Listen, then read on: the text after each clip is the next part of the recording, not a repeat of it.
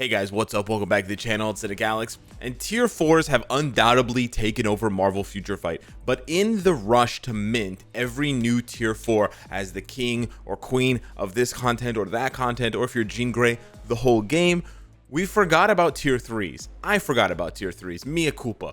This is the last time I did an all 800 CCF tier 3 ranking. This was 5 months ago, and look at how things have changed. Just think about what the tier list looks like, or just think about what characters have been featured lately for endgame content, and then look at what we have here in the PvP gods, in the PvE gods, etc. The old uniforms you see before you. It's absolutely wild. So I'm going to take a crack at doing this live with you guys. I have not prepared a separate sheet where I can just look and cheat. But we're gonna have to edit things a little bit because this is obviously looking pretty rough. Remember, we're only ranking 800 CCF tier 3s, and we're only ranking them at tier 3. I will give a little bit of additional bonus points for characters that can, of course, go to level 80 and go to tier 4, but this is strictly supposed to be a tier 3 ranking video, not a tier 4 ranking video, so I'm not going to give way too much for those characters. But yes, the first thing we have to do is instead of too slow, we have to create a new category called fun. And I'm gonna create this category called fun because I feel like there's just not really much of a difference between too slow and no value. You could basically just put the characters there. Honestly, some of them don't even deserve to be there because, as you will see here, they've been replaced, like you know, Hulk and who was it that I just pulled through? Carnage. Like there's newer uniforms, there's upgrades for these characters, but otherwise it's pretty straightforward. When you say no value, everybody knows what that means, and that's just essentially how it works. So a character like Cyclops is a really good example of what I would call a fun character. He has use, he's not useless, and he can be fun if you want to play him as a main DPS, but he's not going to be a demigod. He's not even going to be that good. He's not going to be a PvP god or a PvE god. You sort of see where this is going.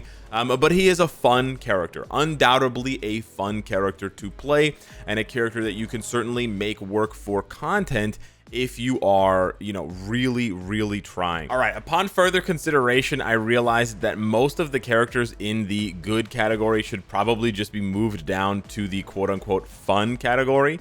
So we're just gonna go ahead and do that now. And I do realize that you can also use Cyclops as a support, so I do realize he does have, you know, 2 ways to be used, but at this point we're just going to put him in the fun category. Everybody knows he has a leadership, everybody knows he has an energy damage passive. We're going to sadly move Ghost Rider down to no value, and now from here we can start to basically trickle characters down because obviously the meta has shifted massively, and we're at a point where things are just, you know, different in Marvel Future Fight. They are absolutely different. We're gonna put Black Widow in good here. I know that she can go to tier 4. I know it's level 80. Maybe she could be maybe she could stay here. But certainly the PvP gods have to change. Emma Frost surprisingly stays here, but Spider-Man and Hela certainly no longer. You know, honestly, I would put Hela here in the support category. As for Spider-Man, I would probably put him here at the top of good. He has slipped quite substantially. Honestly, so has Loki. Honestly, so has Athena. Yeah, honestly, so has Jane Foster. I'd probably put her about there. For Storm, we have the replacement uniform. I think I used this one just as a placeholder, or maybe this was just before she got her brand new uniform. But this here seems to be like this seems like a good starting point with Tony and Iron Man up there at the top for us to now start introducing the new characters that we've seen since then. So we got Captain America, very good tier 3. So here is where we're going to start to see, in my opinion, a shift. So remember, we're talking about 800 CCF tier 3s, but we're talking about them at tier 3. Captain America is insanely strong at tier 3 level 70, and he certainly outperforms Tony and Iron Man by comparison before he even gets that bump to level 80. He's so strong at level 70, it is absolutely crazy. Similarly, Venom is very underrated, I think, at tier 3. He doesn't get as much of a bump at tier 4 and that sort of thing, but again, we're just focusing on tier 3 and the value you're gonna get after you've immediately minted them to level 70 tier 3, because some of these characters, let's be honest, they don't really blossom until you're going to get them to at least level 80, if not tier 4. A good example of that is Magneto. While an amazing tier 4, especially for ABX and ABL, he does not blossom into that until you get him to tier 4, and he really needs level 80 at least in order to have enough HP and have enough stats to really keep him surviving. So at level 70, in my opinion, he does kind of disappoint. So I'm going to put him here next to Jane Foster. I don't think this is, you know, I think this is a reasonable place to put a level 70 tier 3 Magneto, and it's pretty good, but it definitely shows the gap in between what happens to a character at level 70 and what happens to a character at level 80. Then we have Black Bolt, another very strong level 70 character, arguably better than some of these other ones. Obviously very, very good. Punisher, yeah, I don't know if I'd call him a PvP god, but PvP is certainly the game mode for him. You could argue that Captain America deserves to be here. I think Punisher is decent. If I wasn't going to put him in PvP gods, I would probably put him down here. He's not bad, but there certainly are better options, and that you have better options, especially just in the combat class alone. You have better options, but I do think that Punisher is pretty decent for PvP. You definitely have to make him work, so I don't know if he's necessarily a god, but he has a bit more flexibility, I'd say, than Emma, where you absolutely need the artifact for her, like no question. For Punisher, you don't need the artifact necessarily. Ancient One, very strong support character, so I will put her near the top of support characters. Very, very strong, you know, resistance, which is very good for Mephisto and Jean, World Boss Legend, and it's even good for PvP now because of Jean Grey. You have Reflect on her, which is good against Jean Grey and good against a couple of other characters. Ignore Dodge, all elemental damage, really, really strong. Honestly, possibly a better support. I don't know why Wong's at the top there. Possibly a better support than Taskmaster, and only rivaled really by White Fox, and one of the only supports that is just as good in PvP as they are in PvE. Very, very flexible support in the game, very underrated. Polaris, very good support and very good leadership for mutants, but she also has power on her own, so I'm honestly thinking to put her right next to her dad here in Demigods. She may actually be, I don't know if she's better than him at level 70. She's certainly more useful than Magneto at level 70 because she has the leadership and she has the passive. Magneto has the leadership, of course, but no passive. So honestly, I think I would put her about here in terms of her value overall when you consider all of those things. Hulk, a very, very strong level 70 tier 3. I am going to put him at the top of PvP gods, even though we know he's fallen off since Jean Grey came out. If you're just comparing him among all other 800 CCF tier 3s, he's by far the best for PvP and one of the only PvP characters that can do anything at tier 3 70. Like, obviously he gets better at 80, obviously he gets better at tier 4, but some of these characters, even on their best day, they can't do anything at all. And, you know, even characters like Black Widow, who may be good at for PvP at tier 4, they absolutely need that baseline, whereas Hulk absolutely does not need that baseline to get it working here. She-Hulk, very strong leadership, also has a support passive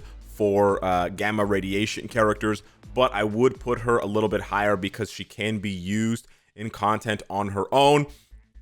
I would say she's somewhere between like a good character and a fun character to play. It's kind of tough to say what she is overall, but I think that's a pretty good indication of how strong she can be on her own. I think she's a little bit underrated for doing damage. But on top of that, she gets it done in the support category, buffing other characters. Then we have Namor. In my opinion, not a very good level 70 tier 3 character. He definitely needs level 80 or tier 4 to really shine. So I think putting him right around where Magneto is probably, that probably makes the most sense overall. Yeah, it's really tough to say who goes first. Magneto has a leadership. Maybe Namor has a little bit more damage. I'm not exactly sure. He has a little bit more survivability. He's a little bit tankier. He has more stats. You know, they're both quite easy to play. Although Magneto is more proc friendly. Yeah, that's a tough one. I think they're pretty much the same. I think they both illustrate very well the trap that you can fall into when you hear how good a tier 4 is, but you then try them out at level 70 tier 3 and they don't really meet your expectations because you're expecting them based on the vision of tier 4. Now Storm, On the other hand, you have to have this uniform, and she also has support value, so she could be down here. Storm is one of the best level 70 tier 3s. Unfortunately, she has a paywall uniform, but they certainly did a very, very good job with that. Honestly, yeah, that might be the vibe. It's something like that. She's very, very strong at level 70. She is very weak defensively at level 70, so level 80 definitely does a lot for her. So you might take off a couple points for that. She also doesn't have any PvP value, where Venom has a little bit. But otherwise, Storm, I think, is a little underrated. Obviously got a lot of hate, justified, for the paywall uniform, but she does a lot of work. She has a ton of damage, ton, for just a level 70 tier 3. Iceman, on the other hand, it's tough. It's tough. Like, you could say Iceman is good. I would honestly say he's fun, right? Like, he is good, but I want to put him here in the fun category just to illustrate. I don't actually think the fun category is bad. It's just that like he's a really fun character to play, and that's it. That's its own thing, separately from being good. He is good, but there are better mutants now, right? Of course, Storm came out. She was going to be better than Iceman. Polaris is better than Iceman. You know, Magneto is probably better than Iceman. There's quite a few options now. Namor is better than Iceman, and he deals cold damage as well. So, like, there are better options than Iceman, right? So yeah, sure, I could put him in the good category, but here's the thing: Sharon Rogers is good, but I don't find her fun to play anymore. She's kind of annoying to play. However, I do find Iceman very fun to play. So that's kind of the difference I wanted to illustrate. Maybe it's not really coming out in the video the way I wanted it to, but hey, I wanted to try. For Shuri, she's a god tier support, an absolute god tier support, but I have to give her the respect that she deserves. She's an insanely good tier 3 for your account. She is definitely a god. She competes for damage with a lot of these tier 3s that can turn into tier 4s. Obviously not at tier 4, but at tier 3, right? She's better than Black Widow if they're both at level 70, which is bonkers, on top of the fact that she has these support buffs, and she's even better than Miss Marvel, who we also thought was very, very good. And she is, like, Miss Marvel is very, very good, but definitely does get overshadowed by Shuri, also because Shuri has that support passive. So Miss Marvel, I would say, is a very solid level 70 tier 3, and I honestly would want to rank her higher. I would want to put her somewhere around here. The problem is that there's just so many other options in the same category, right? So we're going to dock her a few points for that. For Jane Foster, she really has no one to compete with at the 800 CCF slot except for Thena, right? Because everybody else, like Scarlet Witch, etc., obviously Captain Marvel has no value, but Scarlet Witch is more expensive, right? So at this price point, nobody beats, for universal female hero, nobody beats Jane Foster. Obviously, Jean is way more expensive. And then, of course, yeah, Thena is Thena. But yeah, we come to the last two here. For Carnage, I would say it's tough. I think he definitely needs the tier 4.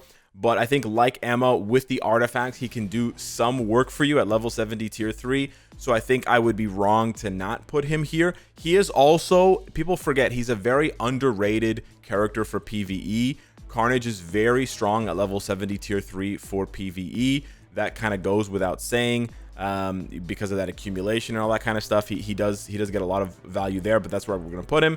And then for Magic, it's tough. It's tough. I think I've seen some players use her for PvP with absolutely stacked builds, you know, MFF Doom, Commander. So putting her here next to Punisher kind of makes sense on the one hand. On the other hand, she's like, neither of them are really gods, right? So if we're being honest, both of them probably deserve to go down here, right? That's probably where I would put them. Maybe something like that makes sense. And honestly, Sharon does more damage than these clowns. Honestly, yeah, they have more flexibility because they can be used for both PvE and PvP, right? But in terms of raw damage, which is ultimately what a lot of people care about, Sharon does take the cake. But yeah, I think I'm pretty happy with this list. It has changed a lot, but I also just really wanted to hammer home the focus once more on 800 CCF tier 3s, because I still see people asking questions like, okay, who's the best speed type? And there isn't a really clear winner. in a lot of people's minds, whereas in my mind, like it's so obviously Shuri, right? If you have 800 CCF and 10 speed books and you don't have Shuri, you gotta get her. She's insanely good on her own, super easy to play, super proc friendly, but then she also has a support passive, which is bonkers, right? But then it goes for all these other characters. So I just really wanted to make this video and re-rank these characters so that we have an updated list of this, and so we can see sort of where the meta has shifted and where it's sort of going, and you can spend your CCF and your tier 3 books wisely. Of course, calculate for yourself if you're going to be able to tier 4 some of these characters, because obviously these lists change with tier 4s. Like Thor gets a lot better at tier 4, Iron Man gets a lot better at tier 4, Magneto gets a lot better at tier 4, etc. But that would be for a tier 4 ranking video, not for a tier 3 800 CCF ranking video. So yeah, hit me up in the comments down below. Let me know what you think. Thank you so much for watching. Smash the like button, and I'll see you in the next one. Take care.